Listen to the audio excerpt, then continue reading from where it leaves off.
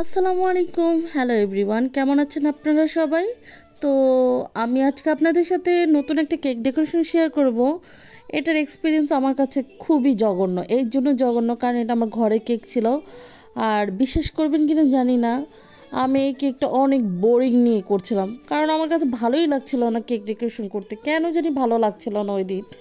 তো যেহেতু আমি আহ, মানে কিছুদিনের জন্য গ্রামে যাব, তো আমি ভাবছিলাম যে খুব ঝটপট করে আর কি এটা ডেকোরেশন করি।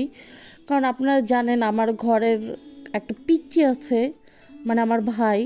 ও প্রচুর কেক লাভার, মানে কি বলবো, আমি অলওয়েজ ট্রাই করি আমার ভাই যেন অনেক হ্যাপি থাকে এবং ও যেন প্রাউড ফিল করে যে না, আমার বড় আপু আছে এবং আমার বড় আপু আমার জন্য সব কিছুই করতে রাজি।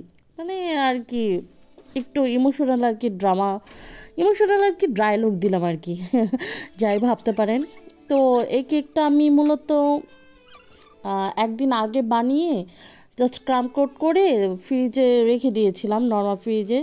তো ওই দিন আর আমার ডেকোরেশন করার কোনো ইচ্ছা আসে নাই, কারণ আমার অনেক ক্লান্ত লাগছিল, যেহেতু আমি 2 দিন টানা ক্লাস করেছি বেকিংয়ের।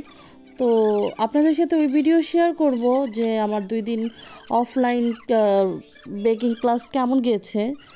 তো আমি এই ডেকোরেশনটা ভাবছিলাম কিভাবে ডেকোরেশন করব, কি ডেকোরেশন করব, কেমন ডেকোরেশন করব, যেটা আমার পেজে আমার কারোর সাথে শেয়ার করা হয় নাই বা কেউ এই টাইপের ডেকোরেশন করে নেই। তো ফালতু মাথায় ফালতু বুদ্ধি, আর কি আর বলবো, এমন একটা ডেকোরেশন করেছি যেটা আমার কাছে একদমই ভালো লাগেনি।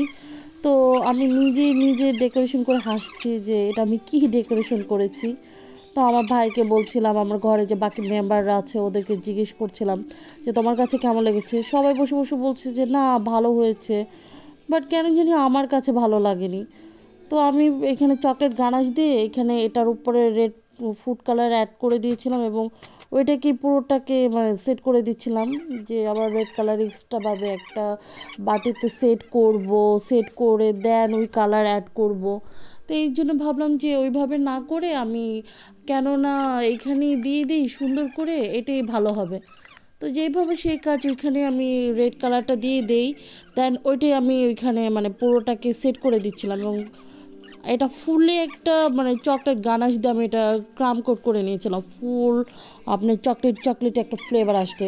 যেহেতু এটা ভ্যানিলা কেক ছিল আর এখানে যে আপনার হোয়াইট চকলেট গানাশ দেওয়া হয়েছে, তো কেকটা না অনেক টেস্ট হয়েছে, মানে মাশাল্লাহ। আমার ভাই যখন ওকে আমি দিয়েছি ও অনেক খুশি হয়ে গেছিলো যে না আপু অনেক মজা হয়েছে।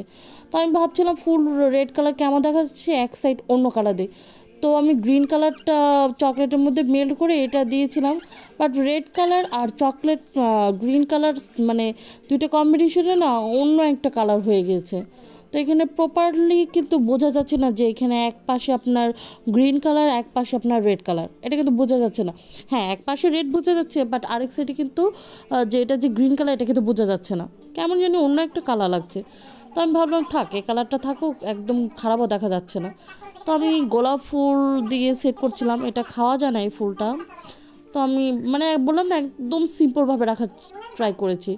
তো তারপর আমি সুগার বল দিয়ে পুরোটা সেট করে দিচ্ছিলাম এবং বাহির সাইডেও সুগার বল দিয়ে আমি এটাকে মানে দিয়ে দিচ্ছিলাম, মানে পুরোটা আপনি যেন বাইটে আপনার একটা সুগার বলের একটা দানা আপনি পান বা আপনার কাছে যেন ভালো লাগে। আমার কাছে পার্সোনালি সুগার বল অনেক ভালো লাগে, জানি না আপনাদের কাছে কেমন লাগে। তো ডেকোরেশন আমার কমপ্লিট হয়ে গেছে। তো আপনাদের কাছে কেমন লেগেছে অবশ্যই আমাকে কমেন্ট করে জানাবেন।